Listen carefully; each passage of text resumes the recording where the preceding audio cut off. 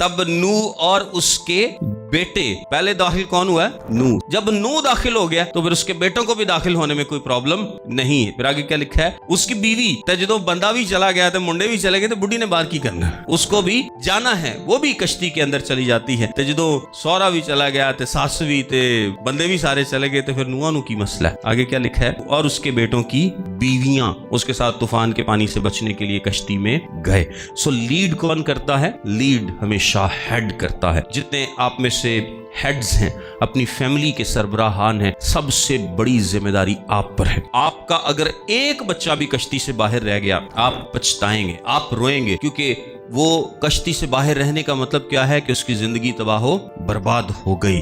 अब उसको कोई जो मर्जी तुसी कर लो, तुसी उन्हें कश्ती से दोबारा वापस नहीं ले आ सकते। वंस ये दरवाजा क्लोज हो गया। तो इससे पहले कि दरवाजा बंद हो, हेड को सबसे पहले दाखिल होना है, उसको लीड करना है, उसको बताना, और फिर अपने तमाम खानदान को साथ लेकर उसको चलना है वन यूनिट के तौर पे, ताकि खानदान बचाए जाएं। और ये नस्लों का फैसला था। ये फैसला क्या है? ये इतना अहम फैसला है कि ये दुनिया में बादशाहियों की तब्दीलियों से भी बड़ा फैसला है। इसलिए क्योंकि अगर नूह ये फैसला ना करता, उसका खानदान तबाह बर्बाद हो जाता। अगर आप ये फैसला आज नहीं करते तो आपकी आने वाली पता नहीं कितनी नस्लें बर्बाद हो सकती हैं। ऐसा है कि नहीं? और अगर आप आज आगे लगकर खुदावंद में कश्ती में दाखिल होते हैं और फिर आपकी औलाद दाखिल होती है, तो पता नहीं कितनी नस्लों को आप क्या कर सकते हैं, बचा सकते हैं, कितनी। और ये इफेक्ट बड़ी डाउन तक जाता है। मेरे वालिद साहब ने खुदावंद को कबूल किया और वो खुदावंद में आ गए। उन्होंने तौबा नहीं थी की, लेकिन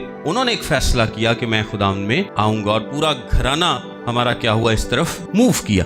अब खुदावंद ने मुझे खिदमत में, मेरे एक और भाई को खिदमत में इस्तेमाल किया। और अगर कोई बात नहीं, खिदमत में अगर ना भी इस्तेमाल खुदावंद करे, खुदावंद की मर्जी है, लेकिन आप खुदावंद की मर्जी के मुताबिक जिंदगी जरूर जी सकते हैं, खुदावंद यीशु में महफूज हो सकते हैं। और फिर आगे हम अपने बच्चों की ट्रेनिंग कर रहे हैं कि ये खुदावंद में क्या हो, महफूज हो। सो एक लड़ी चल पड़ती है। और अगर एक बाप ही फैसला ना करे तो उसकी औलाद को फैसला करने में बहुत ज्यादा मुश्किल होगी। आप अपनी औलाद के लिए बर्बादी का बीज बो रहे हैं, और औलाद को मुश्किल होगी, फिर उनकी औलाद को आगे मुश्किल होगी। नस्लें तबाह हो सकती हैं अगर आप कश्ती में नहीं जाते तो। और ये आपसे जरूर पूछा जाएगा। सो ना सिर्फ हम खुद दाखिल हों, बल्कि अपने बच्चों के लिए, अपने घरानों के लिए, अपने खानदानों के लिए खुदावंद से दरखास्त करें कि हमारे घराने में एक भी शख्स ऐसा ना हो जो कि कश्ती से बाहर हो। हम सब कश्ती के अंदर हों, खुदावंद में महफूज हों। फिर बाहर चाहे मौत की चीखो पुकार हो, तूफान हो, बारिशें हो, कुछ भी हो, हम यीशु मसीह में क्या हैं? महफूज हैं। हमेशा के लिए अपने खुदावंद में खुश खुरम हैं और महफूज हैं।